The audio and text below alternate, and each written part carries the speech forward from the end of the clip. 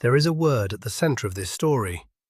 It is the word the reformers chose in 1829 when they were naming the institution they had built. They did not call it a prison. They called it a penitentiary. From the Latin penitentia, penitence, sorrow for wrongdoing, remorse that comes from within. The name was deliberate. It was a statement of theory. The building they constructed in Philadelphia was not, in their framing, a place of punishment.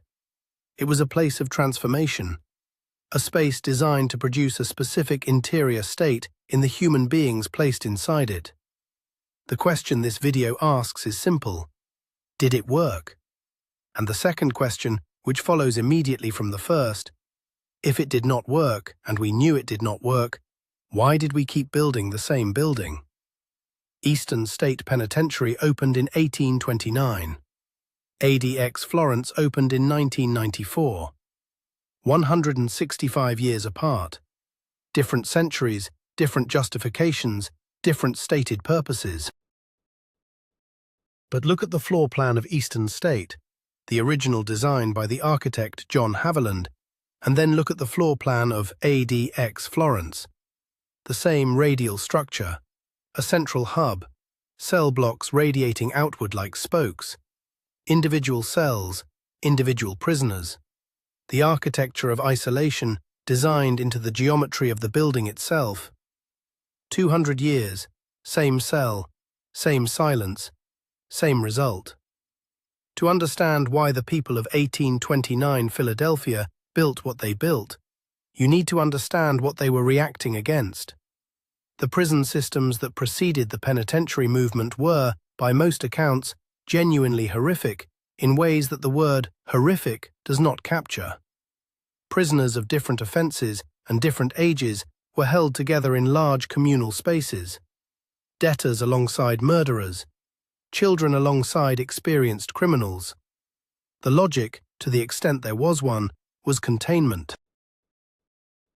You commit a crime, you are removed from society. You serve a term, you are released. What happened to you during that term was not considered the state's responsibility beyond keeping you alive until the sentence ended. The condition of most jails and prisons in the late 18th and early 19th century was not a secret. It was described in detail by reformers, by clergy, by journalists, by the prisoners themselves when they were released. The descriptions are consistent: overcrowding, violence, disease, the systematic brutalizing of everyone inside. The Pennsylvania system, as it came to be called, was developed by Quaker reformers in Philadelphia who looked at the existing prison system and concluded that it was not merely cruel, but ineffective. The communal prison, in their analysis, was a school for crime. Young offenders placed alongside experienced criminals learned everything the experienced criminals knew. Minor offenders became serious ones. The prison did not reduce crime. It trained and concentrated it. The Quaker reformers believed they had a better idea. Their idea was solitude, the single cell.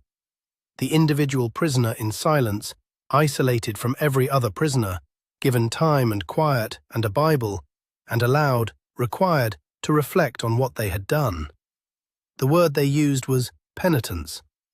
Genuine sorrow, genuinely produced, from the inside out. The theory was that if you removed all external distraction, all criminal influence, all noise and violence and society, the human soul would, in its silence, confront itself. The prisoner would think about what they had done.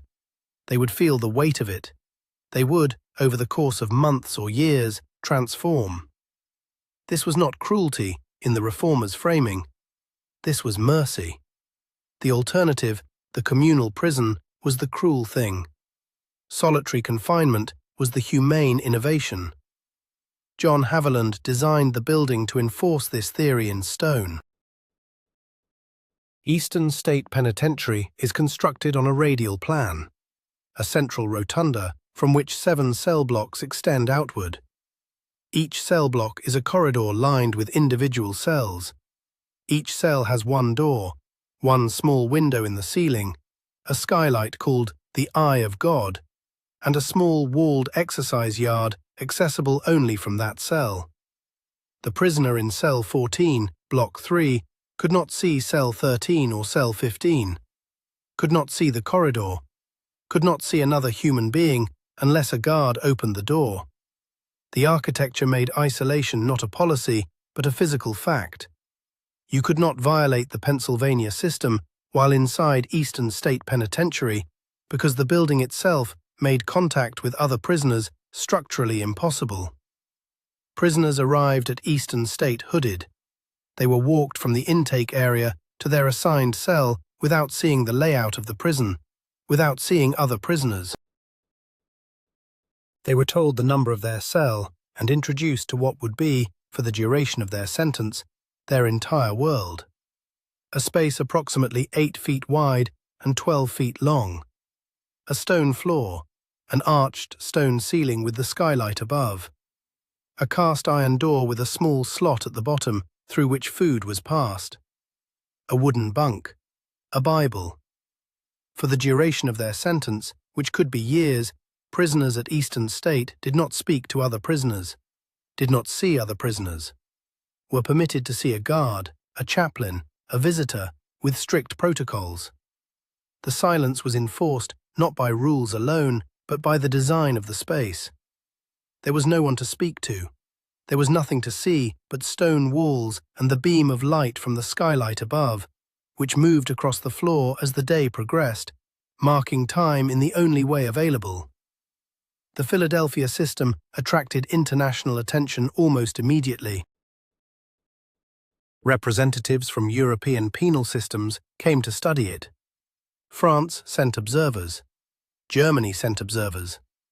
The design was considered not merely progressive, but scientifically sophisticated, a system built on a theory of human psychology that was, in the early 19th century, considered advanced.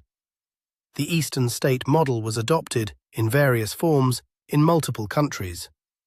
The building was visited by prominent intellectuals and reformers who came away impressed. It was presented to the world as evidence that the United States had solved the problem of punishment, had found a way that was both just and humane and effective.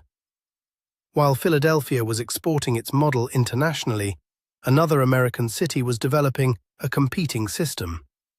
Auburn, New York. The Auburn system, as it became known, also used individual cells, but with a critical difference. Prisoners at Auburn slept in individual cells at night. During the day, they worked together in silence. Congregate labor, enforced silence, communal production. The Pennsylvania system said, "Put each man alone, all day, every day." The Auburn system said, "Put them together to work, but make them silent so they cannot infect each other with criminal knowledge." The two systems competed for dominance in American penal philosophy throughout the 1830s and 1840s. There were formal debates. There were published treatises. Advocates of each system traveled the country arguing their case to state legislatures, deciding which model to adopt. The Pennsylvania camp argued that complete solitude was the only true path to genuine internal transformation, that congregate labor, even in silence, still allowed prisoners to form criminal bonds through gesture, through eye contact, through shared experience. The Auburn camp argued that the Pennsylvania system was producing madness, that economic productivity mattered, that the state could recover some of its prison costs through the labor of prisoners who worked together. The Auburn system won, not because researchers had proven it more effective at reducing reoffending. Neither system was assessed against that standard with any rigor. Auburn won largely because it was cheaper to operate and because it generated income through convict labor. A cell block full of men working together at shoemaking or weaving produces output that can be sold. A cell block of men in solitary confinement produces nothing. The economic argument defeated the philosophical one.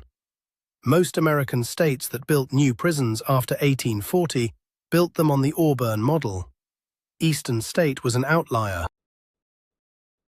It continued on the Pennsylvania system, modified over time as the absolute silence became unenforceable, but maintaining the architecture of individual cells and structural isolation long after the rest of the country had moved to Auburn. It was the original. It was the one with the international reputation. It kept operating. In 1842, Charles Dickens visited Eastern State Penitentiary. He was 30 years old, at the height of his early fame, on his first American tour. He went to the prison as a professional observer. He took notes. He spoke to prisoners. He spent time inside the cells. What Dickens wrote about Eastern State is not what the reformers wanted him to write. He wrote that the system inflicted a punishment that was, in his judgment, worse than physical torture. He described the faces of the men he had spoken to, the vacancy in them, the specific quality of attention that had been affected by isolation, the way prisoners responded to him with an intensity that suggested they were starved not for food, but for the presence of another human being. He wrote that long confinement in solitude produced effects on the mind that he could not call anything other than a form of madness. He was not a scientist.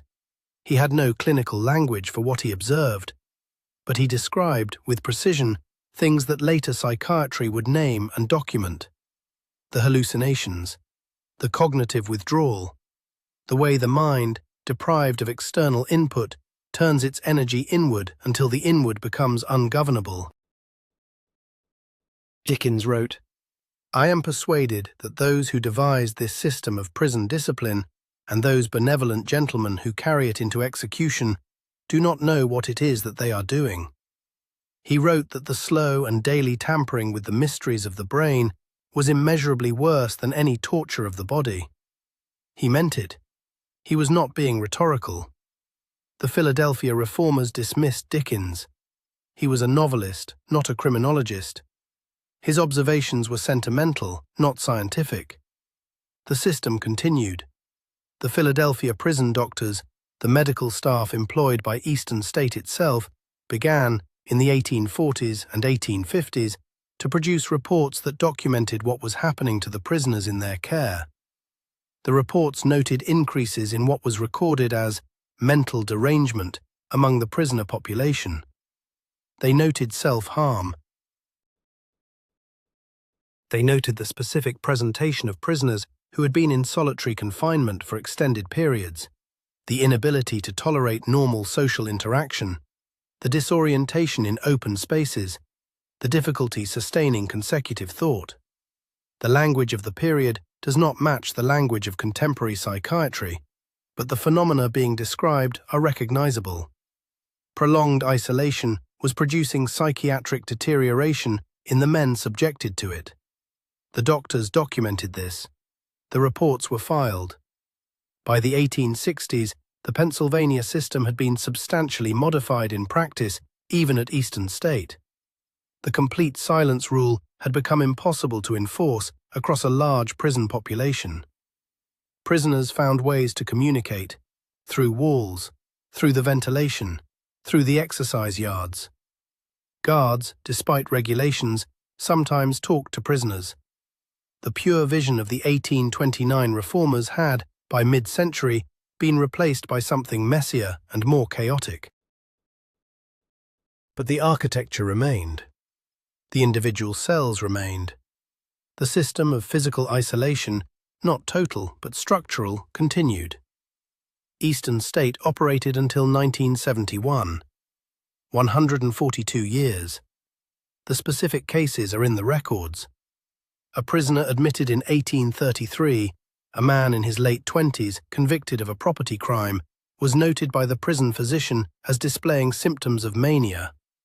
Within 4 months of his admission, he had no documented history of psychiatric illness prior to imprisonment.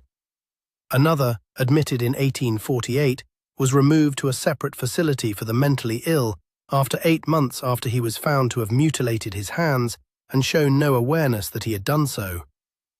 These are individual cases from a record that contains hundreds of them. The pattern is consistent enough across the decades that Philadelphia's own doctors stopped treating it as exceptional. By the 1850s, the prison's medical reports treat psychiatric deterioration not as a rare complication, but as an expected outcome of long confinement. The language shifts. Early reports note individual cases with apparent surprise. Later reports list cases in columns. What the research established across the century and a half after Eastern State opened is not complicated. The human brain is a social organ. It developed in a social context. It requires social input, interaction with other humans, the experience of being seen and responded to, the presence of other minds, in order to maintain its normal function. Solitary confinement removes this input systematically. The documented effects begin within days. Within weeks, prisoners held in solitary confinement routinely report visual and auditory hallucinations. The brain, deprived of external input, manufactures its own. Within months, the effects on cognitive function, on memory, on the ability to concentrate, on the capacity to process sequential information are measurable by standard neurological assessment. Within years, the damage to social function is documented as long-term, often permanent. The psychiatrist Stuart Gracian studied prisoners in solitary confinement at the Massachusetts Correctional Institution at Walpole in the 1980s.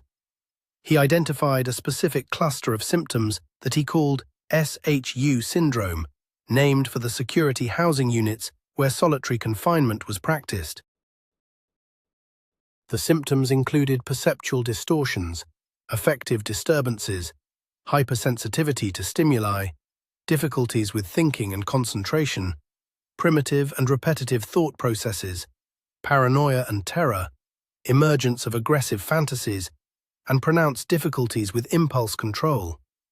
These were not the symptoms of people who had entered the prison with pre-existing psychiatric disorders. These were the symptoms that isolation produced. Gracian's findings have been replicated. The United Nations Special Rapporteur on Torture designated prolonged solitary confinement, defined as more than 15 consecutive days, as a form of torture or cruel, inhuman, or degrading treatment in 2011. That designation was not a new discovery. It was the codification of what researchers had been documenting for decades, what Dickens had described in 1842, what Philadelphia's own prison doctors had noted in the 1850s.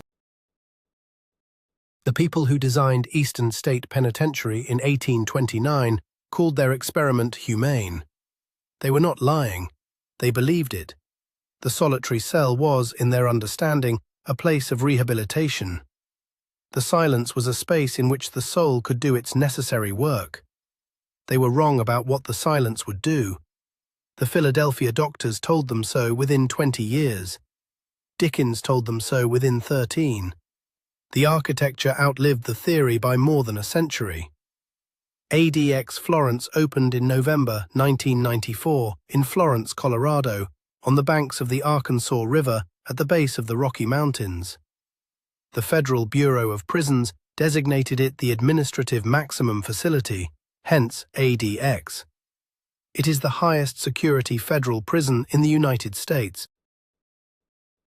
The stated purpose at its opening was to hold the most dangerous and disruptive prisoners in the federal system.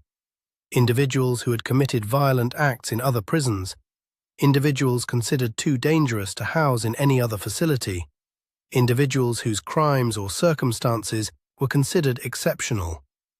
The warden who oversaw its early years, Robert Hood, described it publicly as a clean version of hell.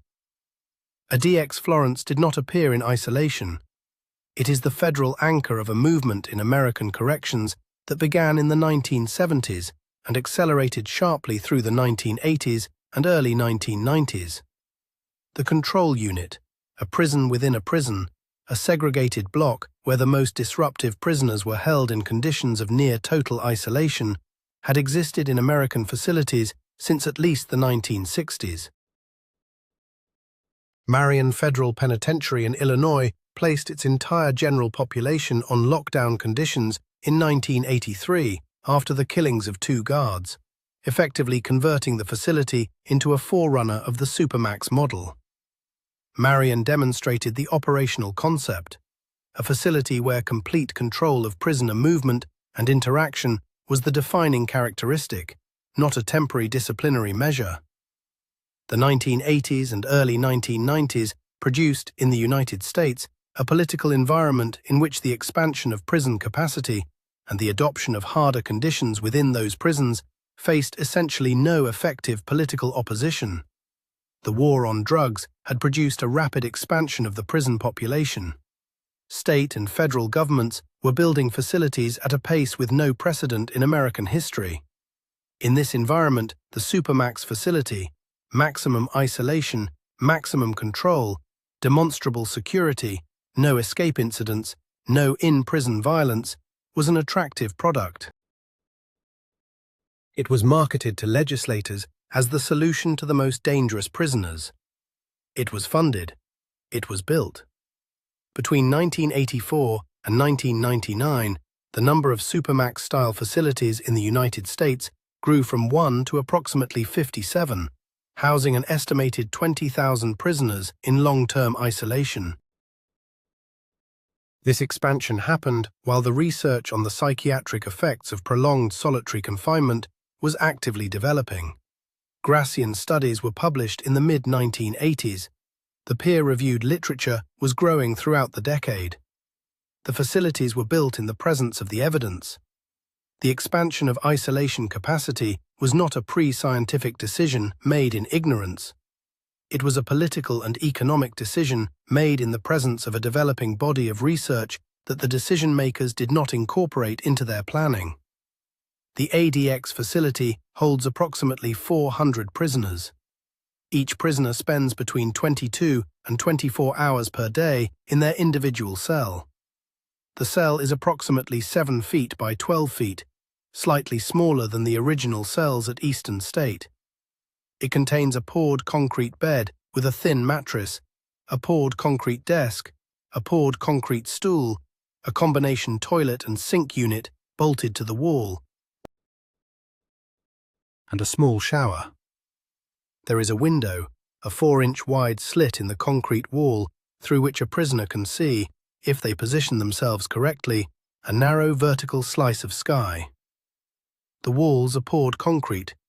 The door is solid steel with a slot for food delivery. Prisoners at ADX Florence eat alone. They exercise alone in a small concrete yard accessible from their cell, if they are permitted exercise at all. They do not see other prisoners except in rare, restricted circumstances. Their contact with human beings other than guards is extremely limited.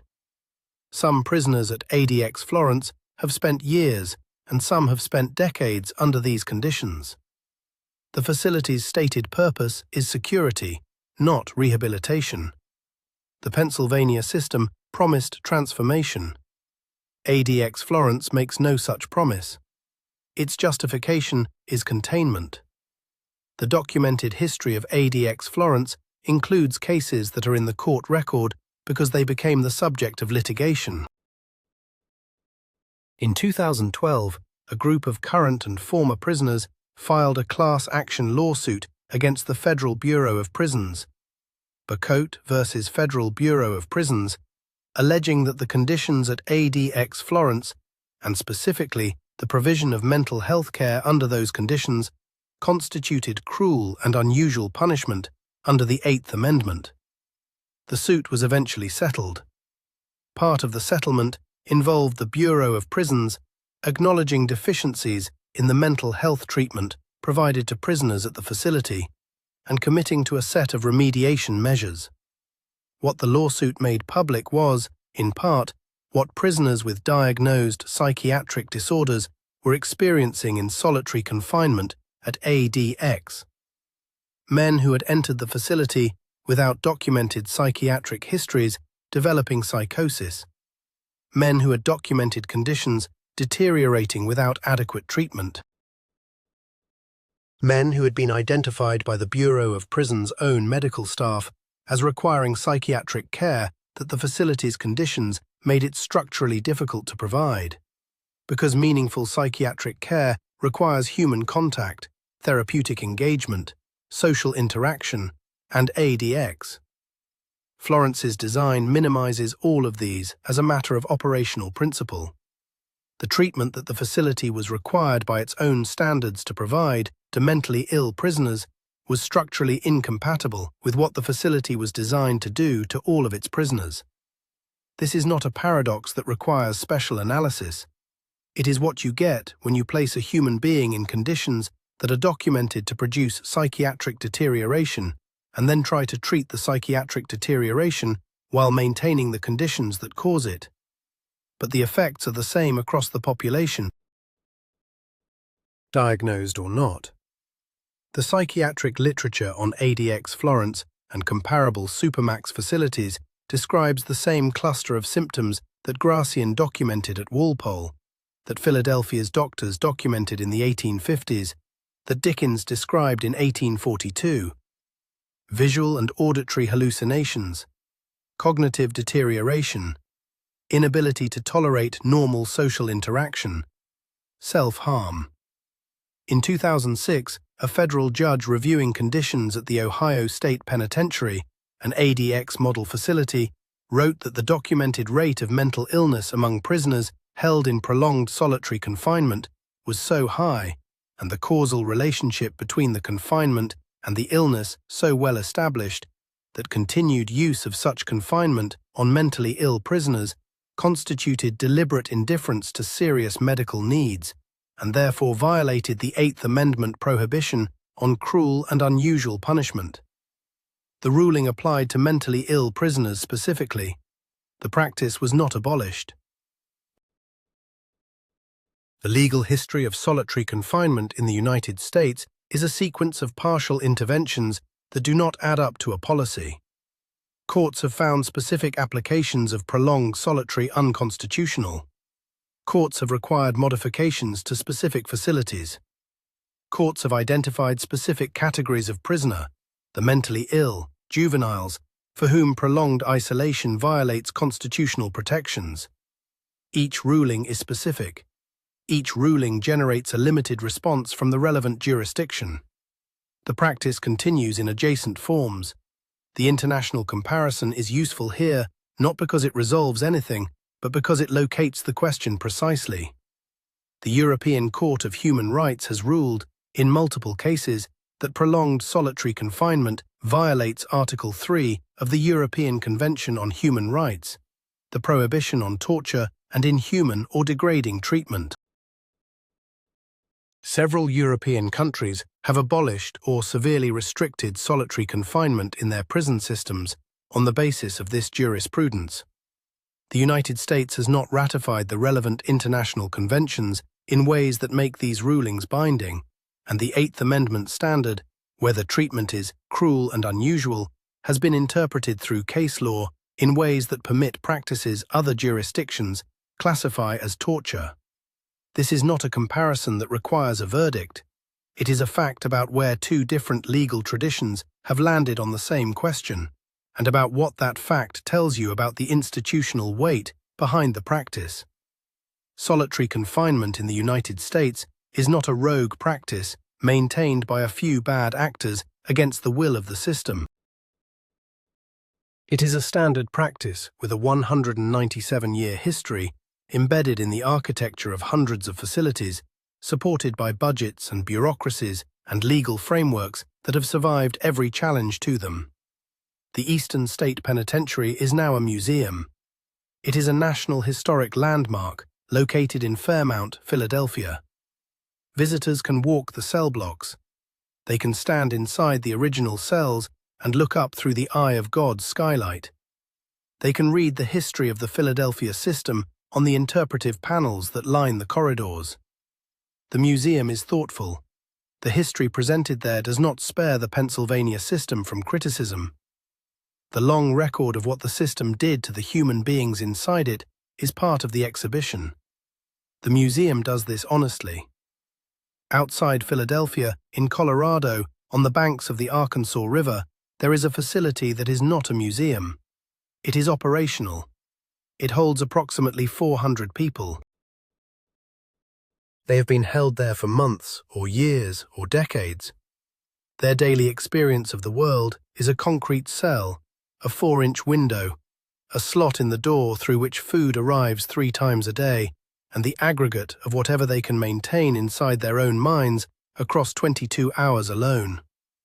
The people who built Eastern State in 1829 used the word penitentiary because they believed the soul would do its necessary work in silence. The word appears in the name of almost every major American prison built after 1829. Pennsylvania State Penitentiary, Western State Penitentiary, Virginia State Penitentiary. The word traveled forward through time even as the original theory was abandoned. The facilities kept the name after they abandoned the philosophy. The philosophy was abandoned because it did not work. The architecture was not abandoned. John Haviland's floor plan, the central hub, the radiating cell blocks, the individual cells, each one sealed from the others by stone and then by concrete, is reproduced in the design documents of facilities built a century and a half after Haviland drew it. The radial plan is considered an efficient use of surveillance capacity. It allows a small number of guards to monitor a large number of cells from a central position. It makes administrative management of the prisoner population easier. The architectural logic has outlived every theory that was used to justify it, and found new theories to justify itself with, and remained. There is a specific comparison worth making here, because it is exact rather than approximate. The Pennsylvania system of 1829 isolated prisoners to reform their souls. The rationale was moral and theological. The soul required solitude to confront its own failures. The Supermax system of 1994 isolated prisoners to ensure security. The rationale was administrative and operational. Dangerous individuals required maximum control to prevent harm. The stated purposes are different. The method is identical. The cell dimensions at ADX Florence are within a few feet of the cell dimensions at Eastern State. Both facilities use radial architecture. Both enforce isolation through physical design rather than policy alone. In both, the human beings inside are removed from meaningful social contact and held there for the duration of their sentences. The reformers of 1829 believed solitude would save the soul. The administrators of 1994 believed solitude would protect the institution. Both groups were wrong about something important and right about something smaller. The reformers were wrong that solitude produces penitence. It produces psychosis. They were right that architecture can enforce a behavioral regime. The administrators of 1994 were right that total isolation prevents in-prison violence and escape. It does. They were wrong or indifferent about what it does to the people inside. The word, quote, 6 is still in the name of prisons that operate today. Quote 7. He was right. The people who built the building knew, within 20 years, that he was right. The building operated for 129 more years after that knowledge was established. A new building on the same plan opened in Colorado in 1994. This is not an argument about whether dangerous people should be imprisoned. It is not an argument about what prisons are for or what alternatives exist. Those are separate questions with complicated answers. This is a description of a specific thing, a practice that was identified as harmful to the human beings subjected to it. Identified clearly and documented carefully, and established by research spanning nearly 2 centuries, and continued. Not despite the knowledge, not in ignorance of the knowledge, in the presence of it. The reports were filed, the research was published, the rulings were issued, the cells remained. The previous video was about a ship that capsized while tied to a dock. 7 separate engineers had filed reports about its stability over 12 years. Nobody was convicted. The ship's hull was eventually sold for scrap. The certification system that had produced 7 unread reports was not substantially reformed. The pattern is familiar by now. Someone files a report. The report is received. Something else takes precedence: cost, capacity, administrative inertia, the difficulty of reforming a large system from within. The report sits in the record. The practice continues. Another report is filed. The record grows. There is one more thing worth noting before the close. The stated purpose of Eastern State Penitentiary was to change people, to send them back into society transformed, reformed, penitent. The purpose of ADX Florence is more modest: to contain the most dangerous individuals. Neither system is designed with particular attention to what happens after release. At Eastern State, prisoners who had spent years in solitary confinement were released into the world with no transition, no support structure, no documented plan for addressing the psychological effects of the isolation they had undergone. The Philadelphia prison doctors, who noted psychiatric deterioration inside the prison, did not have authority over what happened to the prisoners when the gates opened. Released prisoners who had been institutionally isolated for 2 or 3 years, men who had spent those years in an 8 by 12 stone cell with a Bible and a beam of moving light, were returned to streets, to families, to social situations that required exactly the capacities that isolation had impaired. Social processing, tolerance for noise, ability to interact without hypervigilance. The research on released prisoners from supermax facilities shows the same pattern. The cognitive and social deficits produced by prolonged isolation do not resolve automatically upon release. Some resolve slowly with sustained human contact. Some do not resolve at all. This matters not as an argument about sentimentality or about whether dangerous people deserve consideration. It matters as a factual description of the output. The Pennsylvania system claimed it would produce better citizens. It produced men who were functionally less able to be citizens than when they went in. The supermax system claims only to contain. What it actually does is release, eventually, people shaped by years of conditions that are documented to damage the social and cognitive architecture of the human brain. The cell is temporary. What happens inside it is not. The Eastern State doctors filed their reports in the 1840s and 1850s. The file is now very large. It covers 197 years. The word penitentiary is still in the name of prisons that operate today. Next video, a man who looked at a river and decided it belonged to him. Not metaphorically, he rerouted it. He owned the water that entire downstream communities depended on. He did it legally, with documentation, through the court system. The documentation exists. It is, even by the standards of this series, extraordinary. That is next.